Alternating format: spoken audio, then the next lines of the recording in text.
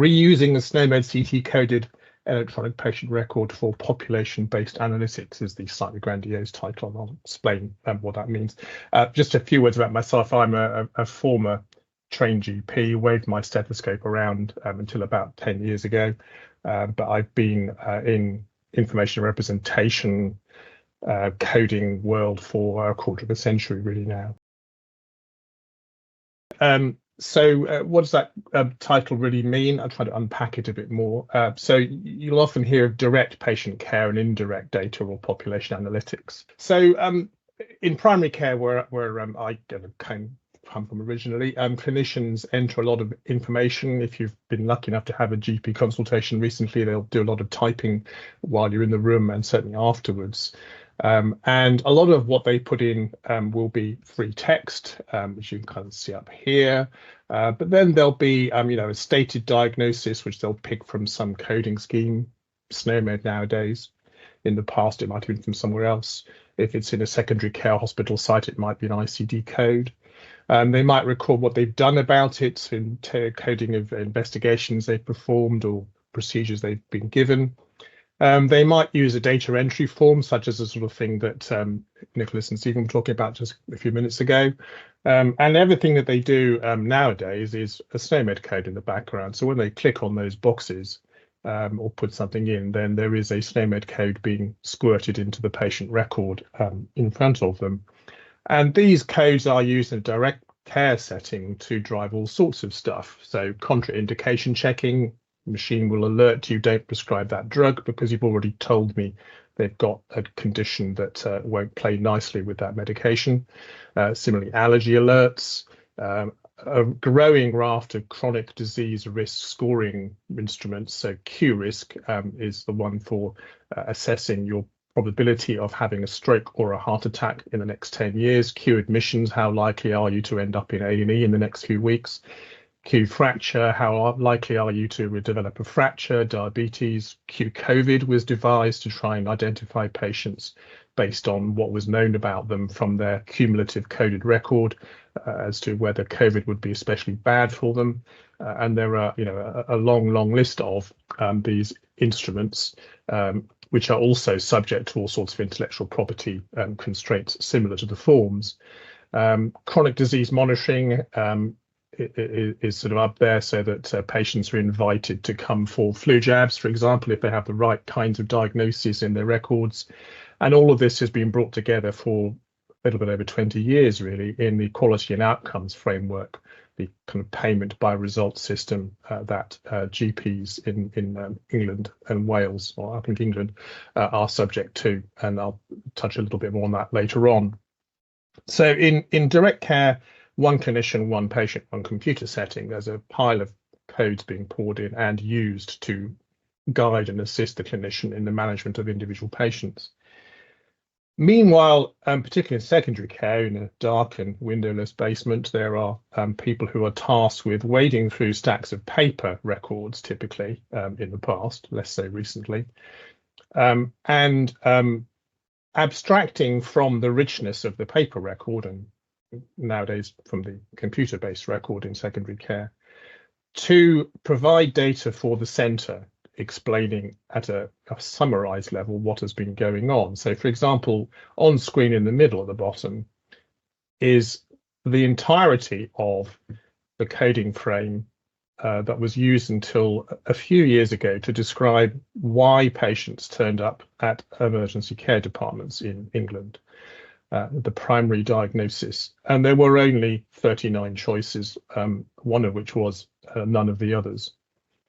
So that was the level of granularity that was kind of available and reported. And the Royal College of Emergency Medicine, this chart I lifted off there a few years back, said, well, we can tell from the numbers that there's something quite dramatic happening, but we really don't know why.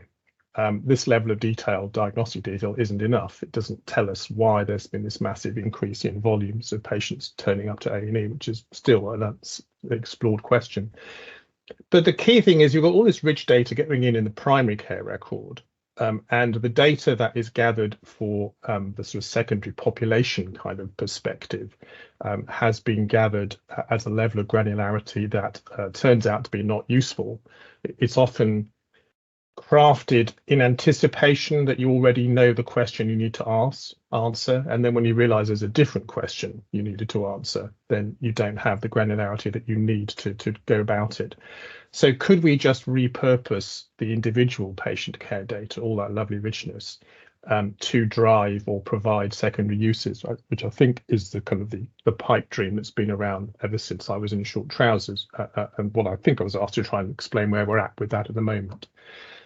And the whole operation hinges on the idea of a taxonomy, which was mentioned a little earlier on. So just in case people haven't heard that word, it's the kind of a hierarchical classification way of saying, well, if all of those yellow and multicolored nodes correspond to codes, clinical statements, in this case diagnoses, that can be selected, then they exist in a kind of a tree structure of increasing detail as you go from respiratory disorder, big blue blob at the top, all the way down through asthma, acute asthma, drug-induced acute asthma, and aspirin-induced acute asthma at the very, very bottom.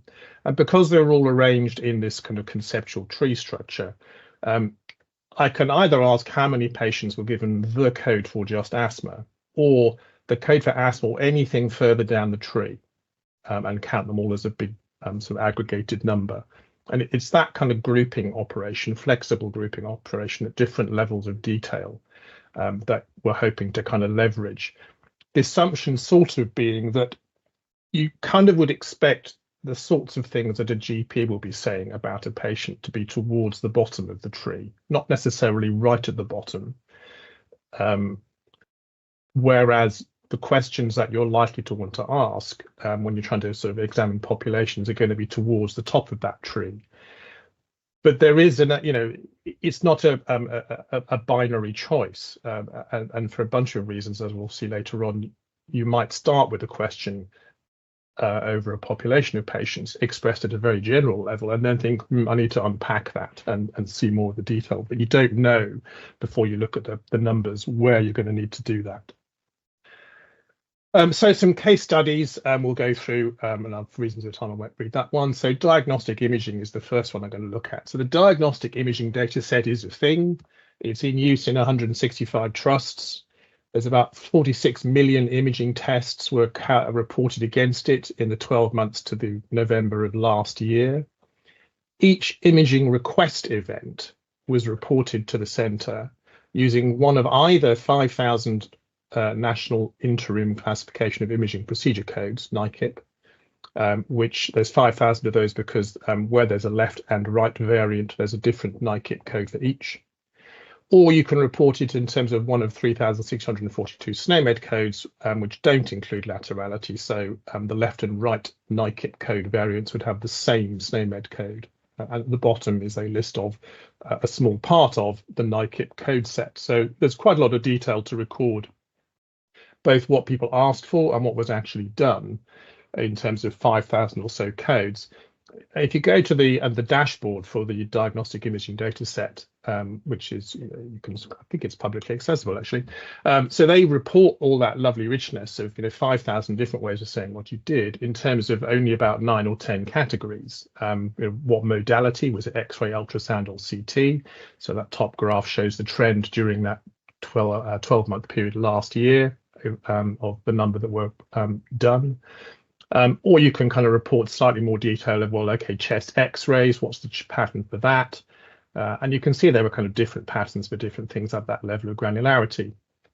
But underneath the bonnet, although the top level information is surfaced at a fairly general level by anatomical region and or modality, the data can be mined for more interesting figures. So you can say, well, out of all those 5,000 or 3,000 rather odd SNOMED codes, which ones specifically relate to diagnostic imaging CT of the pancreas? And there's a number of different ways that you could pick those out. And I won't go into too much detail, but if you do that, what you get is this plot, or these two plots. The upper blue chart for last couple of years, 2021 to 2022, is the trend of all requests from all sources, which had, broadly speaking, gone up by about 10% over the year. But if you focus on just the requests coming in from GPs, The slope of the line is pretty similar, but the percentage growth is 40% over the year compared with baseline. So most of the growth that you see in all requests is in fact coming from GPs. So you might then say, well, what is it? What's going on? Why are GPs by the end of the year asking for about 40% more diagnostic pancreas scans? What's going on? So you can kind of drill right down using that kind of hierarchical or taxonomic approach. Another example, so harking back to this problem that activity or footfall in emergency care departments was known to be going up, but nobody really knew exactly why from a disease morbidity level. And that's why that very abbreviated 40 categories was replaced a few years back with the emergency care data set, not the ED data set, but the ECDFs, which was in its first incarnation much larger, which offered about 3,000 different primary diagnoses. Why did you come to this department? But they've now come up with another version, which is 59,000 different diagnoses that you are able to report against. That only went live in November of last year, so there's not a lot of data. The expanded 59,000 version went live last year. But you can kind of dig into the data prior to that using the older scheme. So 10 million attendances over a 12-month period. Chief complaint choice of 59,000 statement codes will be presented, although it will in fact be grouped to only just over 1,200 different parent codes. So although you can at the trust level submit in considerable detail at the centre, it will only be aggregated and reported in terms of these 1,200 odd categories. And again, from the dashboard, you can get a hold of recent data for this, and we can see that the black line at the top is trauma and musculoskeletal injury, which no great surprises is about 20% of the caseload. The rest of it is all bunched at the bottom. So if we rescale that, so the black line is on the right-hand axis and everything else is on the left-hand, we can kind of see a little bit more of the detail of what's going on with some of the smaller categories. And we can see that the trauma line, the black line, is sort of descending over the year. The airways breathing dark, red line goes through its usual sinusoidal seasonal wave of, there's more of it in winter than there is in summer. The lines for orange for eye presentations and for skin presentations have decreased over the year. So it's kind of interesting. Why would they sort of trend downwards over the year? Obviously, it'd be more interesting to see more than 1 year's worth of data to see a longer term trend. But at that very abstract level of grouping, in terms of very broad anatomical sites of whatever was happening, it doesn't even tell us the mechanism. It's just something happened to the patient's eye or skin. There are interesting trends that can be seen, even though the data was recorded at a much deeper level of granularity. And so there are people kind of looking at the more detailed granularity and sort of not exactly rubbing their hands with glee, but anticipating some opportunities. So there's a couple of papers recently published earlier this year looking at the opportunities for ECDS. This one is saying, well, early identification and triage of patients coming into EDs is an attractive proposition. And if the presenting complaint was recorded in a more standardized way using the ECDS, then maybe we could automate the triage. And they did some early experiments looking at what presenting complaint was most likely to predict a bad outcome, and therefore those patients should be triaged more urgently than others, and found no surprises that cardiac arrest due to trauma, and respiratory arrest were all associated with fairly high mortality rates. Drowsy hypothermia and cyanosis were not high, but quite significant risks. About 1 in 10 of those patients needed serious treatment. Surprisingly, chest pain had a very low correlation with a bad outcome in a small sample of patients. Obviously, the number's not very high. So this sort of, they're looking at thinking maybe we can sort of automate and be more accurate in our triage of patients using ECDS. Another example was looking at how do we assess the effectiveness of our influenza vaccination campaigns in any 1 year, and looking at the emergency care data set was one of the inputs of patients who presented with influenza as a diagnosis, possibly indicating vaccine failure. So there are people kind of looking at that kind of data both at the very broad population level of what are the seasonal trends and resource requirements, and then kind of research stuff. But again, sticking with the A&E use case, the same kind of further down the stack, smaller population, not the whole country now, but one trust. What can we do with the basically the same patient level data? So this is looking at one department, which over a period of 77 months had about just under 900,000 patients attended, and each one was given one SNOMED code that was the diagnosis. But in this particular care setting, because it was a while ago, it was any SNOMED code. They weren't restricted to 59,000. So they had a couple of 100,000 SNOMED codes to choose from, but actually only ever managed to use 18,579 different ones over 77 months. So 59,000 is probably overkill.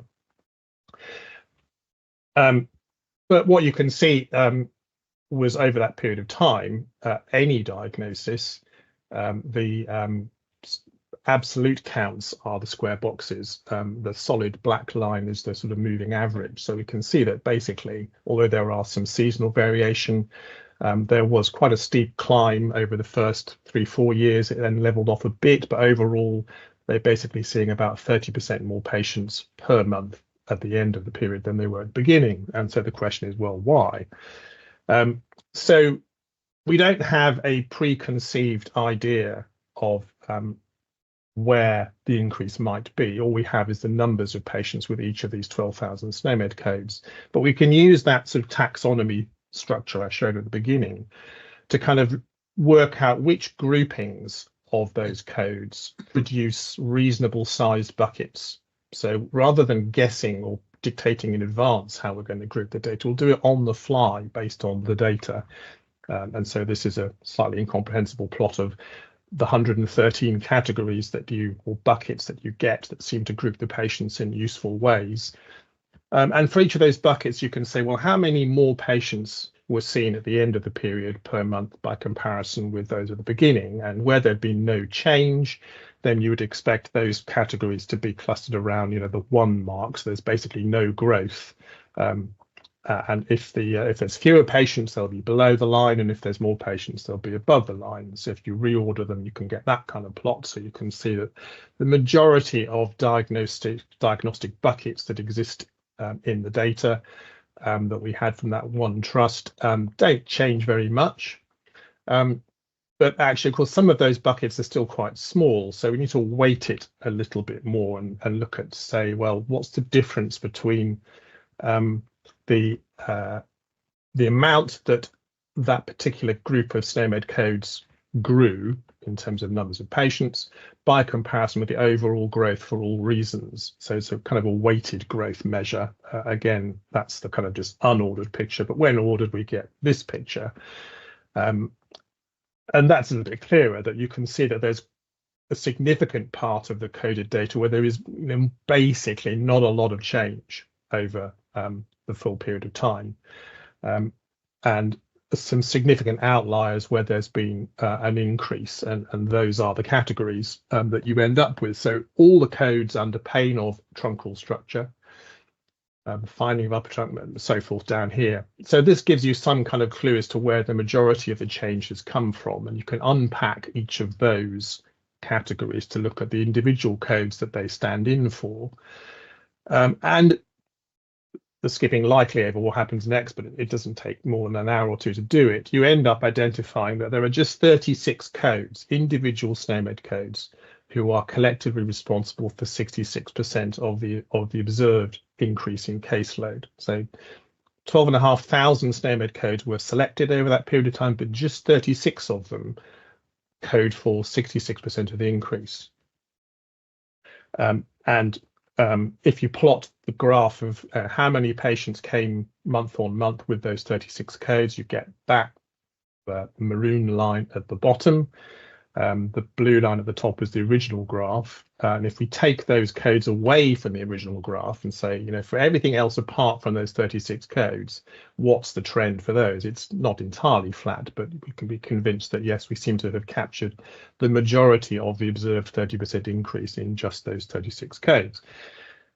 So if we go back to those and say, well, what we got here, highlighted in red and maroon are a bunch which, to me as a clinician, leap out as they all seem to be about stroke or various forms of collapse. So let's zoom back out a little bit more and say, well, give me all the codes for any kind of stroke or collapse.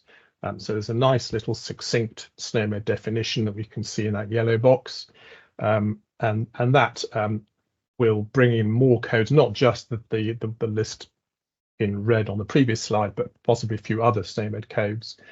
And if I plot the graph for that collection, I get the black, or the bar chart and the smooth moving average black line.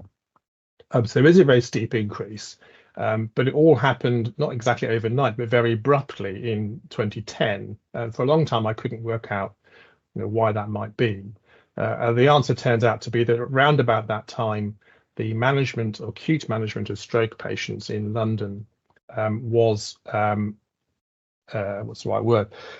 They decided it would be more efficient to have a small number of centres to take patients to. So rather than going to the nearest A&E, they divided London up into a small number of receiving centres and started to cluster them there to accelerate and improve the management of acute stroke.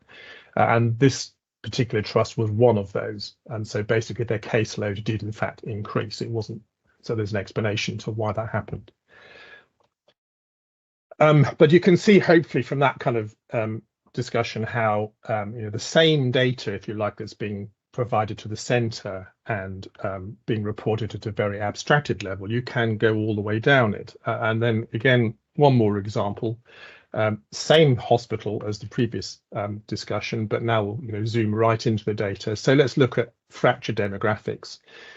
So imagine that we're interested in, well, what's the demographics and where all the fractures happening. So we'll start off casting that fairly widely. We'll say find me all the SNOMED codes that are any possible way of describing a fracture of bone, any kind of fracture, any kind of bone, or any kind of sprain of any kind of ligament, or any kind of dislocation of any kind of joint. And altogether, those three top-level kind of SNOMED ideas, if you kind of go down that taxonomic tree, you'll find 2,828 different SNOMED codes that are one of those three different high-level groupings.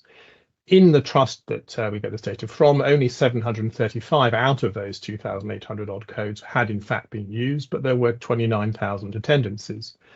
And we can look and say, well, okay, what day of the week do they come in by grand total in black bars and by sex in blue and pink.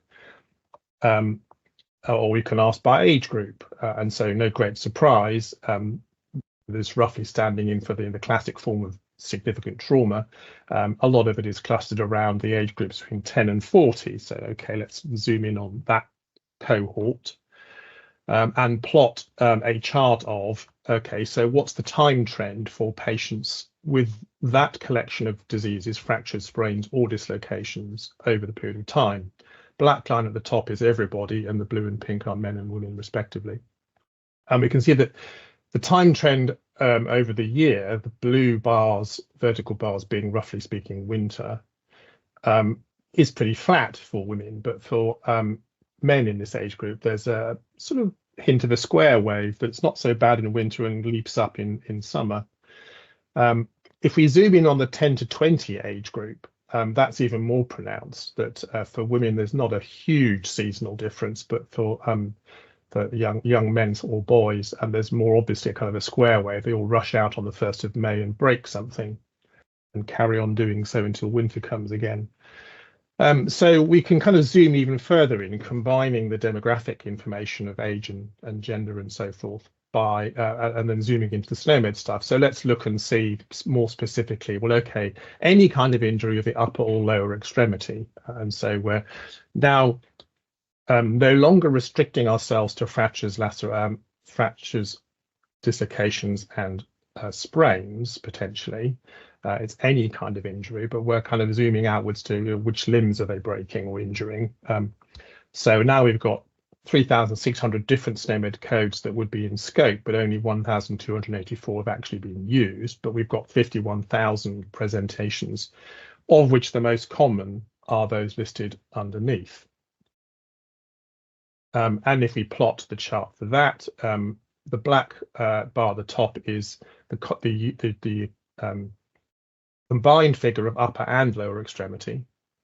The green line is just upper extremity, and the red line is just lower extremity. So we can see that sort of the upper extremity seems to be affected numerically more than the lower extremity, and arguably the square wave pattern is perhaps a little bit more pronounced in the upper extremity. So we can kind of zoom in on that and say, well, which bit of the upper arm? And at this point, the numbers from that hospital start to become a bit too small to be able to see any clear signal. But in principle, if you had a bigger data set, you could look at, distinguish right down to, are they injuring the fingers or the thumbs?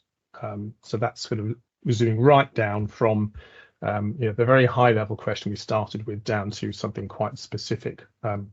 Very narrow cohort, very narrow diagnostic range. So now look at the quality and outcomes framework. So the primary care data lake is fairly huge and growing. So this is if the UK population had not grown over this period of time, if it had remained static at 65 million patients, which of course we know it hasn't, even if the population hadn't changed, the size of the data lake would still have grown by about 3 or 4 billion new coded items in UK primary care every year. So we now have a lake of about 40 billion items. On the left-hand side, that's the total number of codes. It doesn't appear to be any enormous pandemic effect. Everything just carried on. But actually, if you look at the number of different coded items per patient per year, there is a clear sort of effect of the pandemic.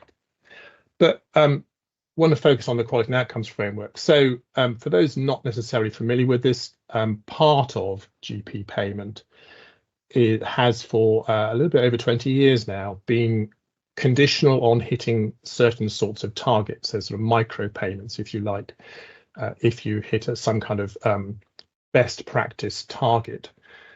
So for example, if a patient has a diagnosis of some kind of peripheral arterial disease, then there are a bunch of tests that you should be doing on the regular basis. But the first part of you being able to work out how much an individual GP should be paid, therefore, is to establish the baseline or the denominator. How many peripheral arterial disease patients have they got?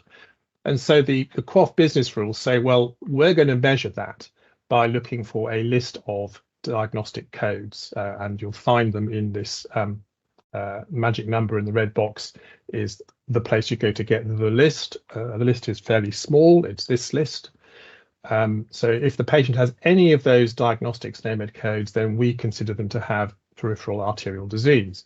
And because of that, we're then interested to know how many of them in the last 12 months have you done a blood pressure reading and shown it to be below this number?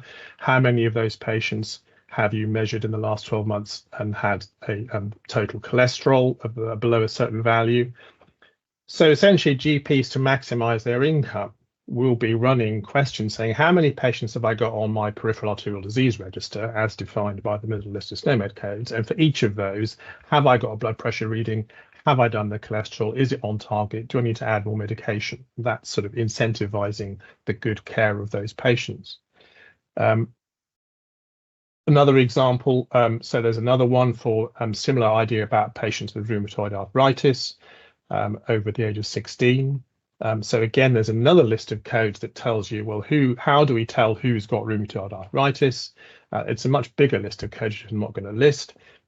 If they're on that list of codes, then there are some similar kind of targets to be hit that will determine whether or not the GP gets the kind of the micro payment, if you will, for demonstrating good care and management of rheumatoid arthritis.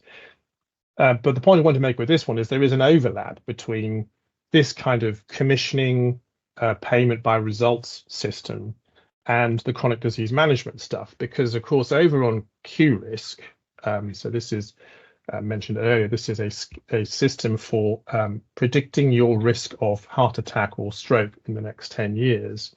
And one of the inputs to that, one of the parameters that influences the calculated risk, is the answer to the question, do you have rheumatoid arthritis? And if you fill in the form on the right-hand side by hand, as an individual patient, which you can, then that's kind of on your say-so. You either tick the box or you don't.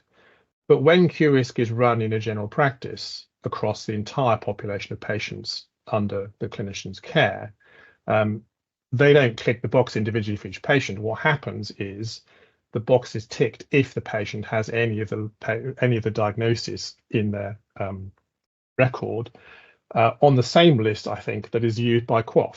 Or if it's not the same list, we might ask, why is it different? If the test against the record is different for the purposes of calculating QRisk versus calculating QOF, what's going on? And in a lot of cases for QRisk, they are one and the same lists, but there is clearly an overlap, and it's the same basic idea. I've got 5 minutes-ish, I think, before I hope to finish. So the next one to move on to COVID and the shielded patient list. So during COVID, there were a lot of codes that were already available, and some, those in red on this slide, that were created specifically for the purpose of documenting patients' journey around a kind of a notional COVID care pathway. From the blue box, they've got symptoms. The yellow box, we're going to test them.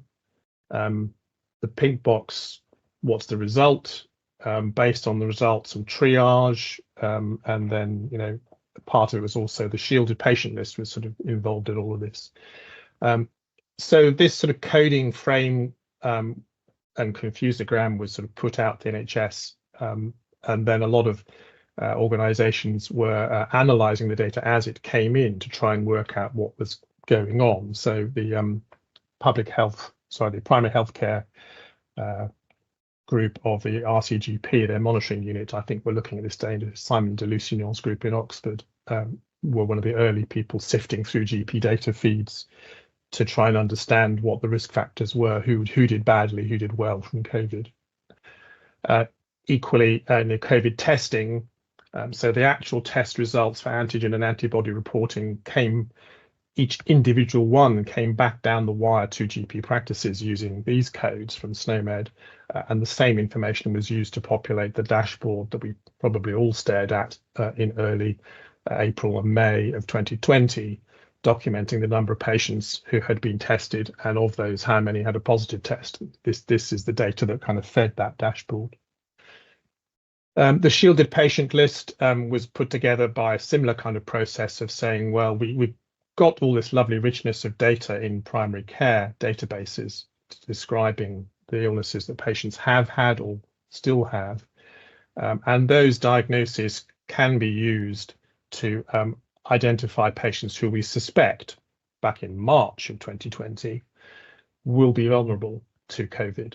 So among them, asthma. So there are a bunch of existing code lists which had been crafted for other purposes, primarily to identify patients who should have flu vaccine, were repurposed and adapted to identify patients who should shield. As the year went by, that process became a little bit more sophisticated and nuanced, and so kind of by summer of 2020, I suppose, it had been recast as more lists of, again, SNOMED codes, but the fundamental operation is the same. That if I want to know who's got systemic sclerosis, there isn't one SNOMED code for that. There'll be a list of SNOMED codes that indicate different specific types of systemic sclerosis, but they were counted as being needing to shield. And lastly, as an example, MMR uptake post-pandemic. This is very topical now. This is from a month or so ago. Why are cases rising? What is the MMR vaccine, so forth? But what do we know from the GP data lake? So this is up until the end of 2022. No, it's not. It's up until mid-23, actually, this data. So this is looking at the number of times a range of codes to do with MMR were entered into primary care databases across the UK, standardized to a constant population. So there is no population growth effect in these charts. And we can see that The code for MMR declined after many years of not being used, started to rise after the pandemic, but is still only running at about 35,000 a year compared with 500,000 or 600,000 births. Contraindication code usage seems to have risen inexplicably in 2022. But the total numbers of doses actually given, which is the bottom large graph, and that's both primary and boosters, shows an interesting trend. Prior to the pandemic, it was running significantly higher, so 20% higher, I suppose, than it had been in the previous sort of 5 years ago. Post-pandemic, we're sort of back at the kind of level that we were at a decade ago. It's not exactly plummeted to half, but it's not as good as the best year. Meanwhile, the actual numbers of cases of confirmed mumps, measles, or rubella, so the things we're trying to prevent, have this kind of pattern. So we can do this kind of very specific monitoring and use that to inform debates about catch-up campaigns. If you looked at different age groups, you might see that although the overall population count trends for MMR were not that concerning, there may well be a cohort within all of that who missed out on the vaccination during the pandemic year and are now vulnerable. That whistle-stop tour hopefully kind of explains what the vision is and some of the cases where it's even potentially becoming a reality. So as an approach, it can work. It is possible to do, to run research, to run commissioning, to run individual patient care management off the same data set. Your ability to do so does depend on the quality of the taxonomy itself.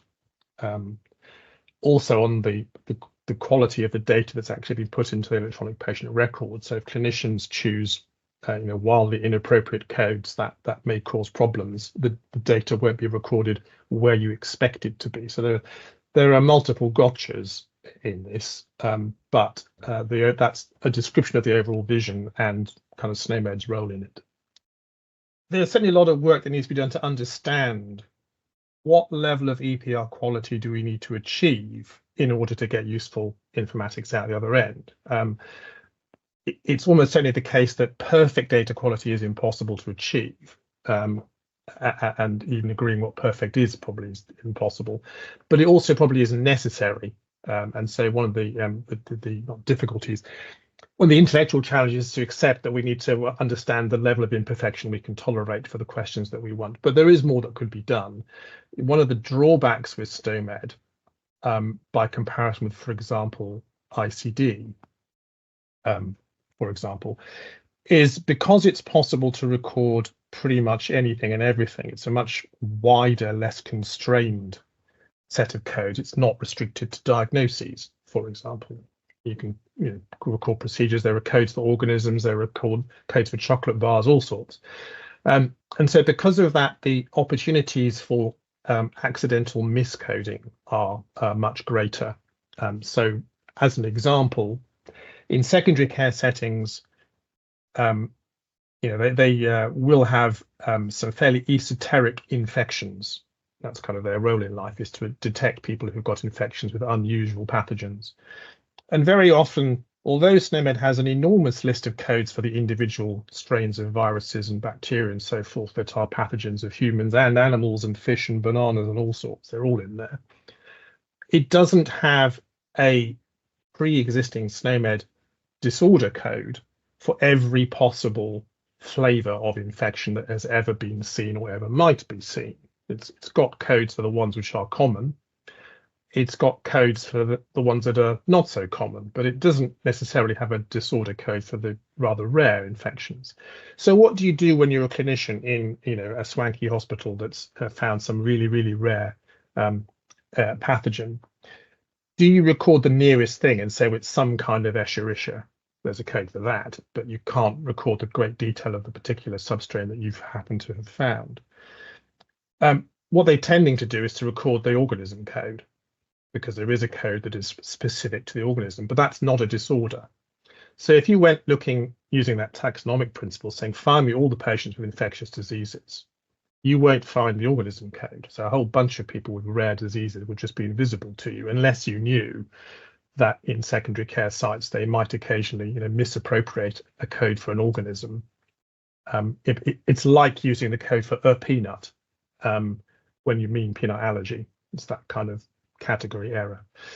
So there are things that we could be doing with EPR systems and coding interfaces and suppliers to persuade them to put some guide ropes up to reduce some of these more egregious miscoding examples, and at the same time say to clinicians, well, I'm sorry, if you can't find the code for the particular condition that you want, then this is, accept the limitations rather than become too creative.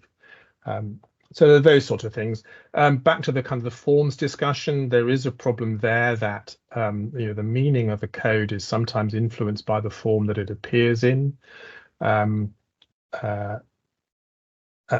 there are questions about what happens if two people design a form for substantially the same clinical scenario to record, speed up the recording of it, but they choose different codes, different SNOMED codes to record more or less the same thing. How do we control and understand the cost of doing that? So there's still quite a lot of work to be done to understand the data quality stuff, certainly. For a lot of SNOMED codes, and also in secondary care for a lot of ICD codes in HES data, there were clear, relatively gentle upward or downward trends in how often they were used year on year over the 8 or 9 years pre-pandemic. So a lot of codes where if you plot the usage line, you'll see not a flat line, but a fairly gently sloping line in one direction or the other. Come the pandemic, all hell broke loose. And for most of those lines, there'll be a sudden bend in the line. It'll shoot upwards or downwards or bounce around all over the place. And 3 or 4 years later, for most of those trends, they have not settled back down to where they were before. So all that we can be said is that the way that SNOMED and to a great extent also HES were being used, or ICD were being used pre-pandemic, has been seriously perturbed in ways we don't understand by the pandemic, and does not appear to have returned to trend since. There are some implications for that in terms of things like if you train an AI engine on data pre-pandemic and use it on data post-pandemic, for example, then I suspect all bets are off about its predictions. But yeah, all we can say is there's been a very dramatic change, not so much in the volumes of data that GPs are putting in, that just keeps going on relentlessly. Year on year, there's more and more data being put in, but the way they're using the codes has radically changed.